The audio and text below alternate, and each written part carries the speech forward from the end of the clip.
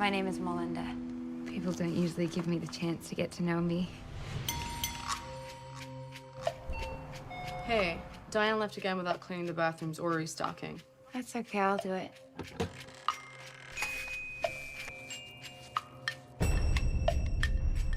Excuse me, sir. It's against the rules to smoke near a pump. What do you think? I'd take this and stick it in a pump? I wasn't trying to be mean to you.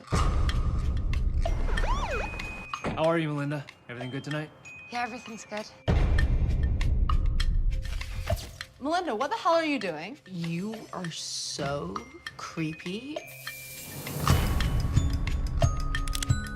Okay, everything inside, both the registers and everything in the safe.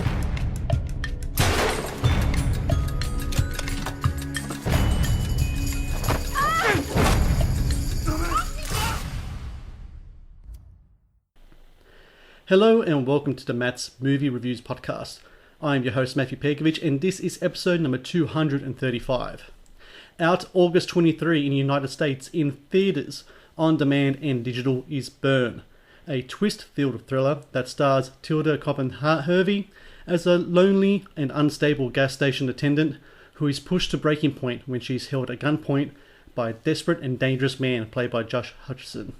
A disarming character piece filled with fine performances, Burn also marks the assured directorial debut of Mike Gan, who I'm glad to say joins me now on the podcast. Mike, I thank you very much for talking to me today.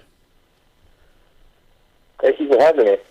So I was just reading a bit about your evolution as a filmmaker, and I came across this really interesting tidbit: is that when you were a young kid, you spent a lot of time in the cinema, and from how I heard you explain it, was kind of like a form of almost like daycare for you when you were younger. Can you explain this to me? How did it come to that you were able to digest so many films at the cinema at such a young age?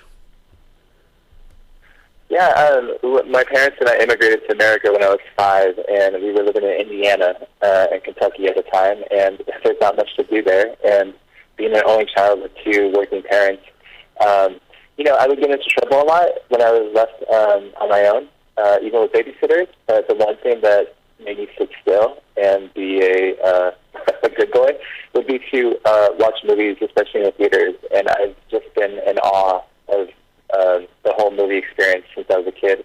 I think I watched almost every single movie in the 90s in theaters multiple times. And, it's just a magical, escapist feeling that I had. And first movie I'll never forget was Terminator 2.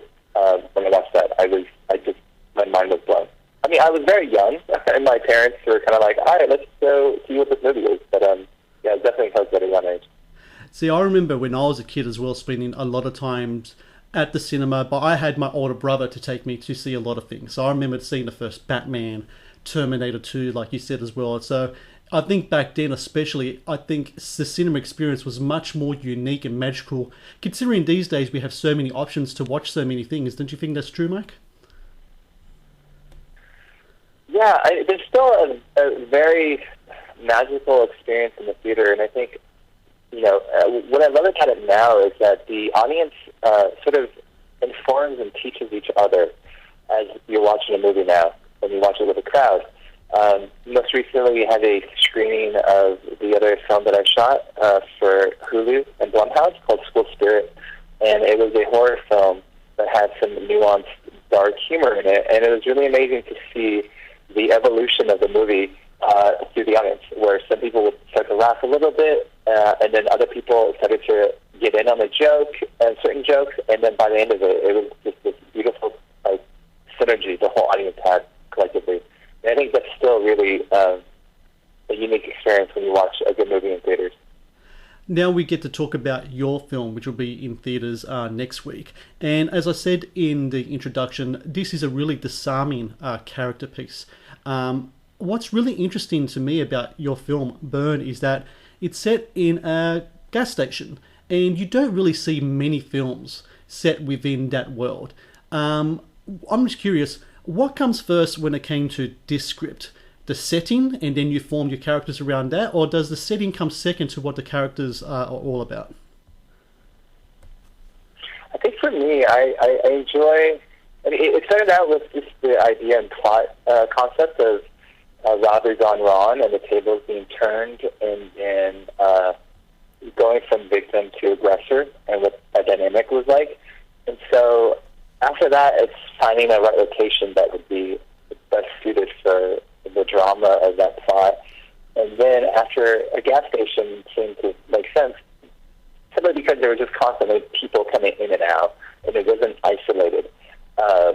Then after that, it was trying to uncover the characters that would be the most interesting and dynamic in this situation. The lead character is Melinda, as I said in the intro, played by Tilda Cobham-Hervey. She is a very interesting character, a lonely girl, an unstable, very odd kind of girl, but also someone who has some sort of moral kind of center to her. At least that's how it comes about near the end of the film. I'm just curious, where did she come from? Was it based on anyone you knew? Because she is such a unique character in films these days. Yeah, I mean, it was sort of, when thinking about the idea of somebody who goes from victim to aggressor, I started to think about what kind of character would be best, what would be the most interesting vessels for that dynamic. And, there's a lot of isolating feelings that Melinda has of trying to connect with people. I think that's pretty universal. I definitely experienced that, especially growing up and being Chinese American and growing up in my early years in places like Indiana, Kentucky. And so, it's sort of trying to create the most interesting victim, let's say, who I think deep down underneath all that has a lot more strength than maybe the character even realized. And so, it's a lot of that in the writing stage of just these kind of concepts and arts and principles. That when I met Tilda and we started collaborating together, that's when the character fully came to life. And then she brought some of her experiences and ideas. Then Melinda fully became Melinda. Tilda, of course, comes from my neck of the woods. She's an Australian, South Australian to be specific. How did you come about meeting her in the first place? Did you know of her beforehand? How did that casting process come about?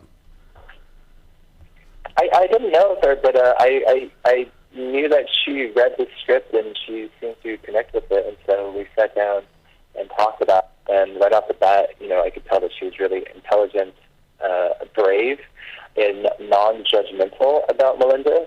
I think she was as curious as I was about this character and uncovering more about this person in this plot, in this scenario. And so we hit it right off the bat. And then we just kept talking. And then when she started to read lines from the movie, it was like a chilling moment I won't forget, because you write something, and then when you see somebody take those words, make it their own, and this character come to life, I was like, wow, okay, that's it. That's the character. So, final question here. This is your first feature movie. Well, I'm just really curious, when it's your first day on set, how do you feel? I mean, are you prepared? Are you ready to go? Or is there a sense of anxiousness and nervousness that comes with embarking on a new journey for yourself?